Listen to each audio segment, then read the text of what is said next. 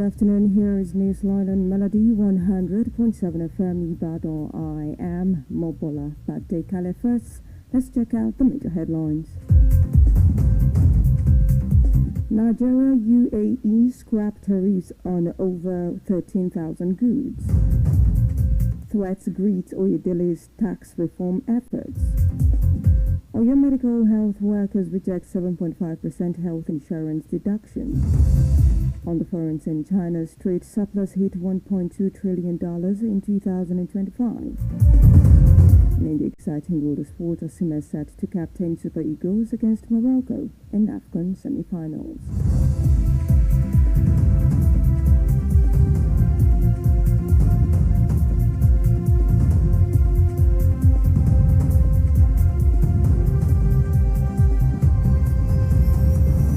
And now, the news in details.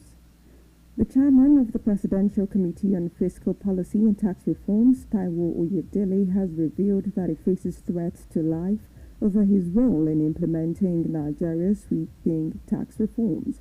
Oyedele made this known in Abuja during a governance colloquium organized to mark the 50th birthday of the Special Advisor to the President on Policy and Coordination, Ajiya Adiza Bala Usman, on Tuesday. Speaking at the event, Oyedele said pushing reforms that affect entrenched interests requires exceptional courage, particularly in a system long resistance to change.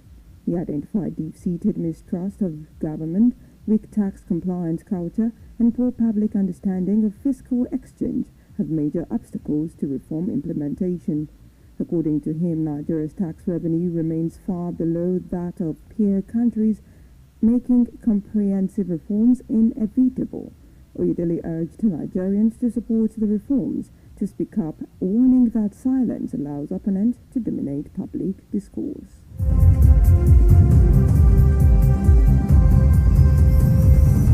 The Joint Admissions and Matriculation Board has announced the commencement of the sale of application documents for the 2026 Unified Tertiary Matriculation Examination and direct entry admissions for the 2026-2027 academic session.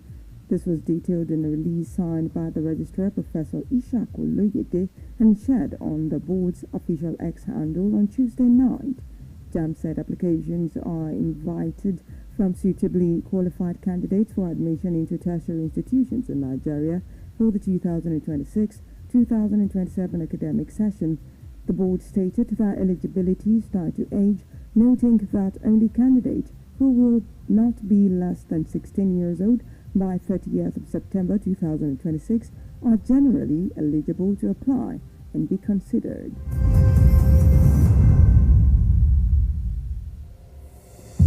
The Medical and Health Workers Union of Oyo State Council, MHWUN, has strongly rejected the recent increase in health insurance deductions from workers' salaries to 7.5% of basic salary.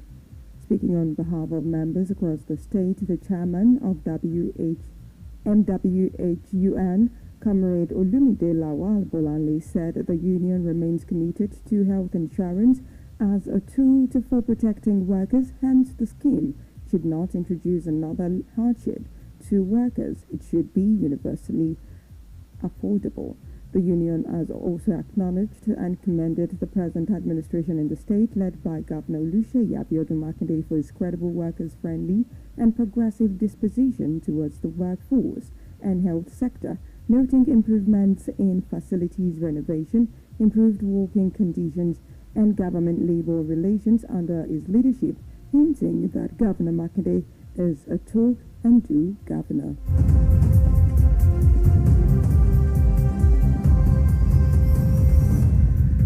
Thank you for staying tuned. Newsline returns shortly after this break.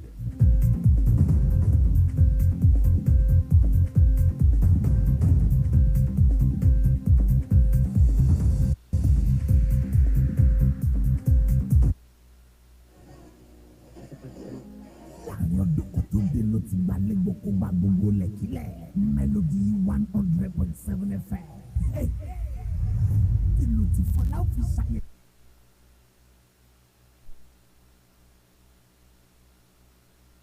29 January 9 a.m. ayẹyẹ ọdún kele ìmọ̀. Alhaji Wasiu Alabi Pasuma máa gbé wa débẹ̀. Kọ̀lù sí wa nígbà tí ìṣeré fún wa yóò.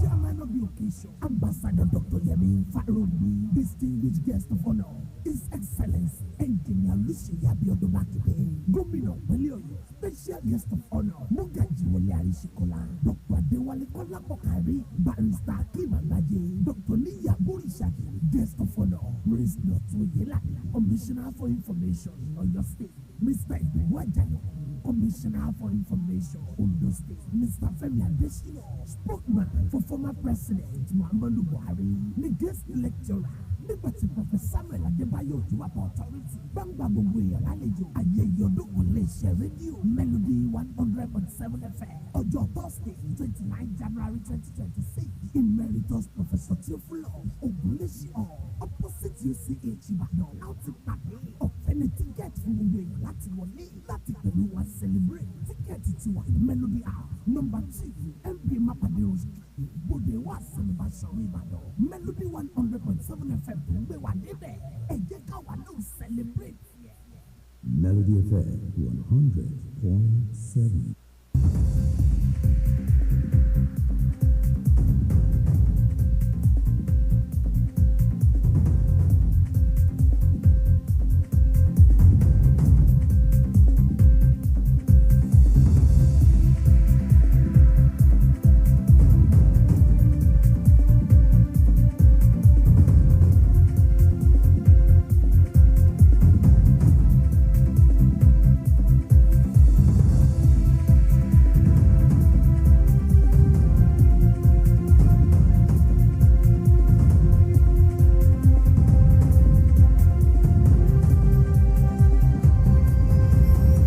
Welcome back. You're still listening to Newsline on Melody 100.7 FM. And now straight to business news, where the federal government has announced that Nigeria has eliminated tariffs on 6,243 products imported from the United Arab Emirates, and the UAE has removed tariffs on 7,313 products imported from Nigeria as part of a new trade pact aimed at expanding market access for Nigerian goods, product, businesses and professionals.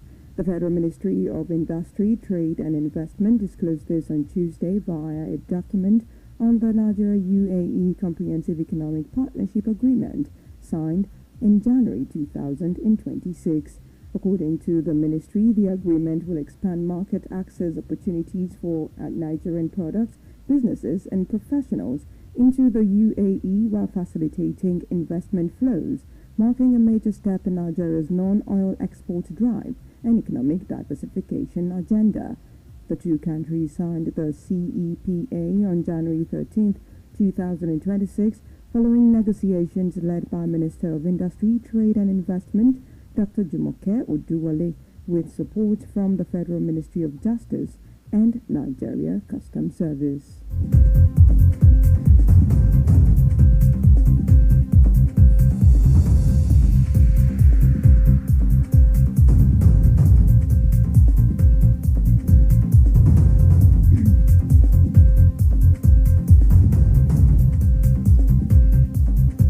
Turning to the foreign scene, where China reported strong trade numbers for 2025 on Wednesday, as its surplus rose year-on-year to a record of $1.2 trillion, despite a slump in exports to the United States after President Donald Trump hiked tariffs.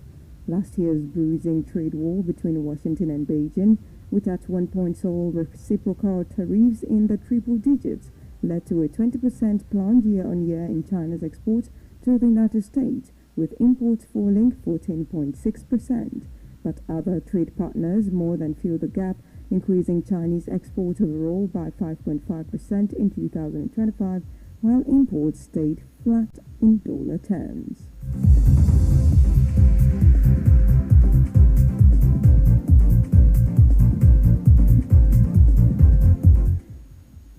On the entertainment scene, popular gospel singer Bunmi Akianu, widely known as Omije Ojumi after a hit song, has passed away. The news of her death was confirmed on Tuesday via an Instagram post shared by fellow gospel artist Ayo Melody on behalf of her family. The announcement, which included a photograph and a short video, revealed that she died on January 12, 2026 at a hospital in Lagos. The family expressed deep sorrow over her passing and prayed for her soul to rest in peace. The cause of death was not made public. However, it will be recalled that Akianu had earlier appealed for prayers some months ago after experiencing complications with her leg. And finally, on the sports news today, Victor Osimhen is expected to captain the Super Eagles when they face host nation Morocco in the semi-final of the 2025 Africa Cup of Nations, as this followed the suspension of the Nigeria's captain, Wilfred Ndidi, who will miss the crucial match after accumulating several yellow cards in the tournament. Ndidi was first booked during Nigeria's round of 16 clash against Mozambique and later received another caution in the quarter-final victory over Algeria, which ruled him out of the semi-final. As a result, Osimhen is set to take on the leadership role for the high-profile encounter, as the Galatasaray striker is not new to the responsibility, having previously worn the captain's armband in Nigeria's final group stage match against Uganda. He was also named vice-captain ahead of the 2025 Africa Cup of Nations, highlighting his growing influence both on and off the pitch. Nigeria will take on Morocco on Wednesday as the Super Eagles continue their bid for a fourth continental title.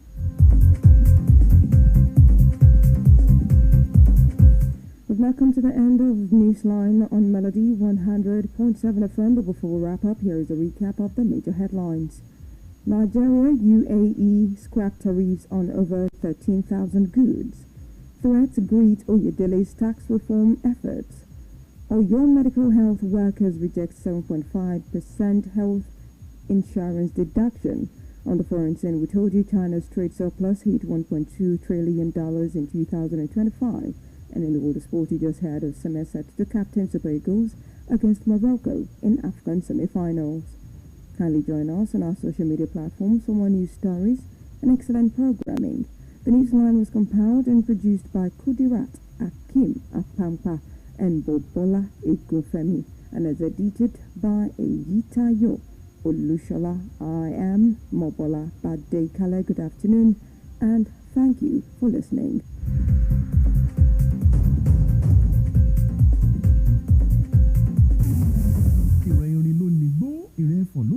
Ẹja ló ní bú Melody 100.7 FM Ìbàdàn ló lórin àtètò aládìídùn ẹ máa gbọ́. Ìròyìn ní ìkànnì Melody 100.7 FM Ìbàdàn.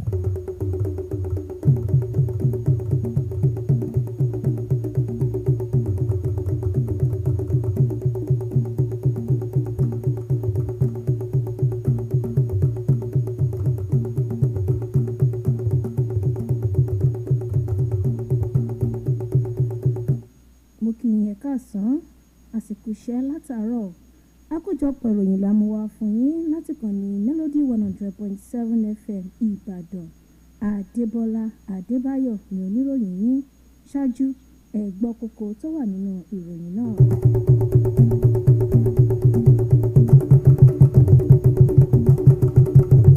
Ilẹ̀ Nàìjíríà àti orílẹ̀-èdè United Arab Emirates ti mú àdínkù dé bá owó orí ọjà tó tó ẹgbẹ̀rún 13.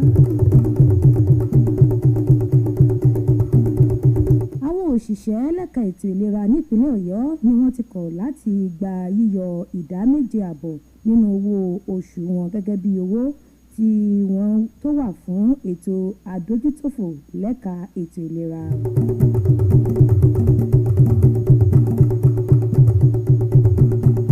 Owó orí tí orílẹ̀-èdè China rí lẹ́ka okòwò lọ́dún tó kọjá ló jẹ́ $1 tírílíọ̀nù ó lé ní àárín ọdún ọ̀hún.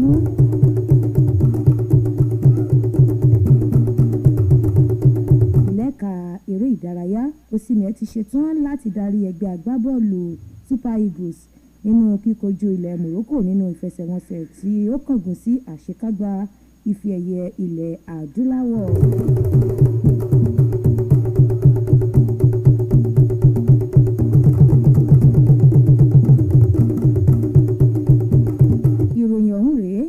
lẹ́kùnrẹ́rẹ́. Àjọ tó ń rí sí ìdánwò àṣewọlé síléèwé gíga nílẹ̀ yìí JAMB ti bẹ̀rẹ̀ ètò ìforúkọsílẹ̀ fún ìdánwò àṣewọlé tọdún 2026-2027.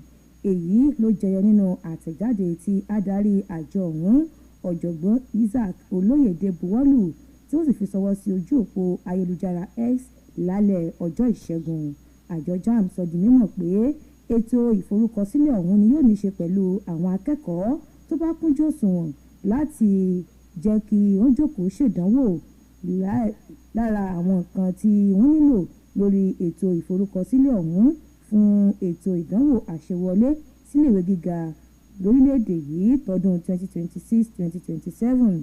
Ó sọ di mímọ̀ wípé ìkúnjú òṣùwọ̀n ọ̀hún ló ní ṣe pẹ̀lú ọjọ́ orí, pẹ̀lú àkọsílẹ̀ pé àwọn akẹ́kọ̀ọ́ tí ọjọ́ orí wọn tí yóò bá pé mẹ́rìndínlógún kó tó di ọjọ́ kẹẹ̀ẹ́dọ́gbọ̀n oṣù kẹsàn-án ọdún yìí nìkan ni yóò kúnjú òṣùwọ̀n láti jókòó ṣe ìdánwò ọ̀hún.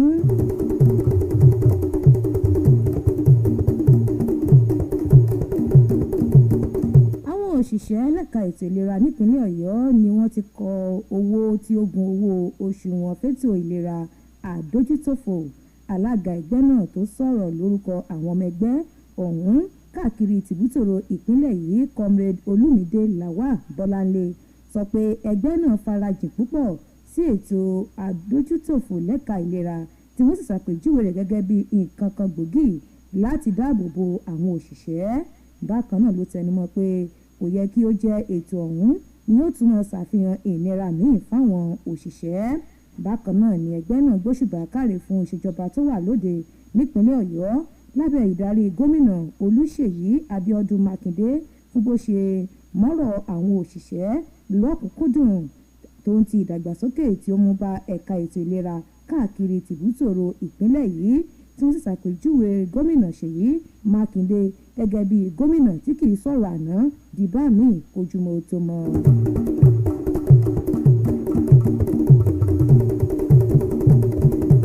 Àkójọpọ̀ ìròyìn lẹ́ ń gbọ́ lọ́wọ́ láti kàn ní Melody 100.7 FM Ìbàdàn.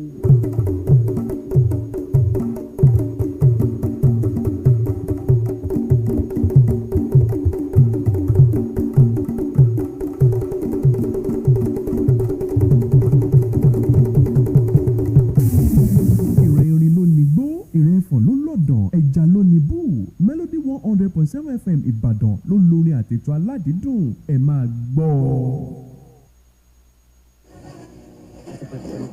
Láàrin ọdún kan tó dé ló ti gbalẹ̀ gbogbo gbogbo lẹ́kílẹ̀ Melody 100.7 FM.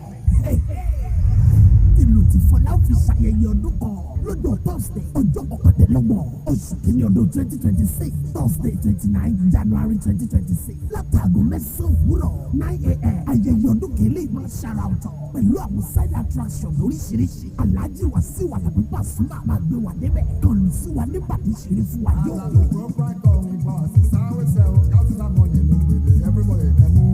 Chairman of the occasion, Ambassador Dr. Yemi Farobi, distinguished guest of honor, His Excellency Engineer Adebayo Badekale, Gómìnà ìpínlẹ̀ Ọ̀yọ́, special guest of honor, Mogaji Wole Arishikola, Dr. Adewale Kọ́lápọ̀kárí, Barrister Akeem Alaje, Dr. Niya Borisade, guest of honor, Prince Dr. Oyelade, Commissioner for Information, Ọ̀yọ́ State, Mr. Ibrahim Ajanoku, Commissioner for Information, Ondo State, Mr. Femi Adesina, spokesman for former President Muhammadu Buhari, the guest lecturer, nígbàtí Professor Samuel Adebayo Ojúwàpá Authority, gbangba gbogbo èèyàn lálejò, ayẹyẹ ọdún kan lè ṣe rédíò Melody 100.7 FM, ọjọ́ Thursday 29 January 2026, Emeritus Professor Theophilo Ogunlesi opposite UCH Ìbàdàn, láti pàdé ọ̀fẹ́ ní tíkẹ́ẹ̀tì fún gbogbo èèyàn láti wọlé, láti pẹ̀lú wa celebrate, tíkẹ́ẹ̀tì ti wà ní Melody House, number 2, MB Mapadero Street, Bode wa Sami Basoro Ìbàdàn, Melody 100.7 FM tó ń gbé wa débẹ̀,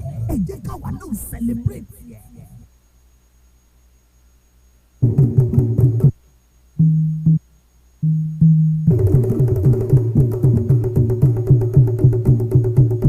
Ẹ káàbọ̀ padà, ìròyìn tẹ̀síwájú. Ìjọba ilẹ̀ Nàìjíríà ti kéde ìyọkúrò owó orí lórí àwọn ọjà tó tó 6,200 tó jẹ́ ọjà tó ń wọlé láti ilẹ̀ United Arab Emirates ti ilẹ̀ orílẹ̀-èdè náà sì ti yọ owó orí lórí ọjà tó tó 7,415 ọjà tó wá láti orílẹ̀-èdè Nàìjíríà. Èyí ló wà lára àdéhùn okòwò tí wọ́n ṣe láàrin orílẹ̀-èdè méjèèjì ọ̀hún lójúnà àti jẹ́ kí okòwò túbọ̀ dúró re sí i. Ẹ̀ka iléeṣẹ́ ìjọba ilẹ̀ yìí tó mójútó ọ̀rọ̀ okòwò àti ìdókòwò ló fojú ọ̀rọ̀ yìí léde nínú àtẹ̀jáde rẹ̀ lọ́jọ́ Ìṣẹ́gun ọ̀sẹ̀ yìí. Gẹ́gẹ́ bí ìjọba ṣe sọ, àdéhùn yìí ni yóò ṣèrànwọ́ fún okòwò àti ìdókòwò láàrin orílẹ̀-èdè méjèèjì.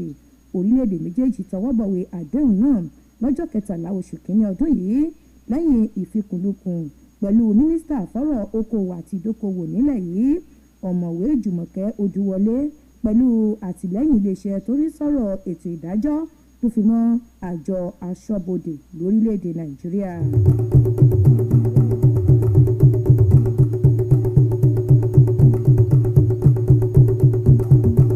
Nílẹ̀ òkèèrè, orílẹ̀‐èdè China lórí owó tó tó tírílíọ̀nù kan dọ́là lẹ́ka okòwò lọ́dún tó kọjá bó tilẹ̀ jẹ́ pé wọn kò fi ọjà wọn ṣọwọ́ sílẹ̀ Amẹ́ríkà nítorí òfin tuntun tí ààrẹ Trump ṣe lórí ọ̀rọ̀ owó orí.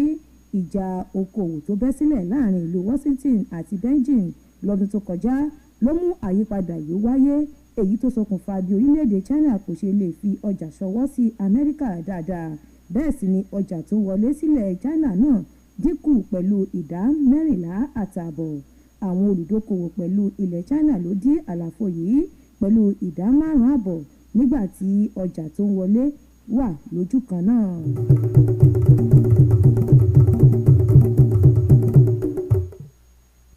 Lẹ́ka àmúlòdùn, gbajúgbajà olórin ẹ̀mí nìbòmí Akínàánú sọ́pọ̀ èèyàn mọ̀ sí omijé ojú mi ti dágbére fáyé. Ìròyìn nípa ìpapòdà olóògbé ọ̀hún ló jẹyọ lórí ìtàkùn ayélujára Instagram ọ̀kan lára akẹgbẹ́ rẹ̀ tóun náà jẹ́ olórin ẹ̀mí Ayọ̀ Melody. Fọ́nrán ọ̀hún ló fi léde pẹ̀lú àwòrán olóògbé náà pé ó dágbére fáyé lọ́jọ́ 12 oṣù kìíní ọdún yìí nílé ìwòsàn kan nípínlẹ̀ Èkó. Àwọn mọ̀lẹ́bí olóògbé Bùkọ́lá Akínàánú kẹ́dùn lórí ikú olóògbé náà tí wọ́n sì gbà ládùúrà pé kélédùà tẹ̀ sáfẹ́fẹ́ rẹ̀. Ọ̀rìn kìnìún nípa ikú olóògbé ọ̀hún ni kò tíì di mímọ̀. Ẹ ó rántí pé Akínàánú ló ti ń rawọ́ ẹ̀bẹ̀ fún àdúrà látọ̀dọ̀ àwọn èèyàn láti bí oṣù mélòó kan sẹ́yìn látàrí ìlera tó ní ẹsẹ̀. Kélédùà kò bá wa tẹ̀ sáfẹ́fẹ́ rẹ̀.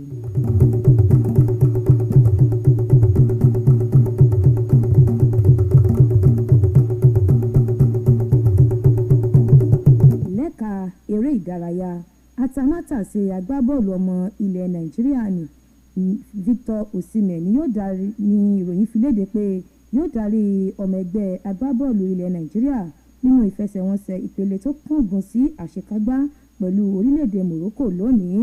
Èyí wáyé látàrí bí balógun àkọ́kọ́ Wilfred Ndidi ṣe gba káàdì oníkìlọ̀ lẹ́ẹ̀mejì ọ̀tọ̀ọ̀tọ̀ téyí sì ṣokùnfà bí kò ṣe lè kópa nínú ìfẹsẹ̀wọnsẹ̀ náà.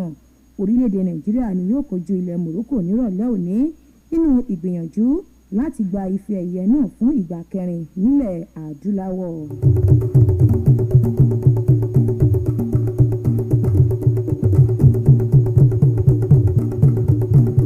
Ká tó mú ìròyìn wá sópin, àwọn kókó tá a mẹ́nu bà rèé lẹ́ẹ̀kan.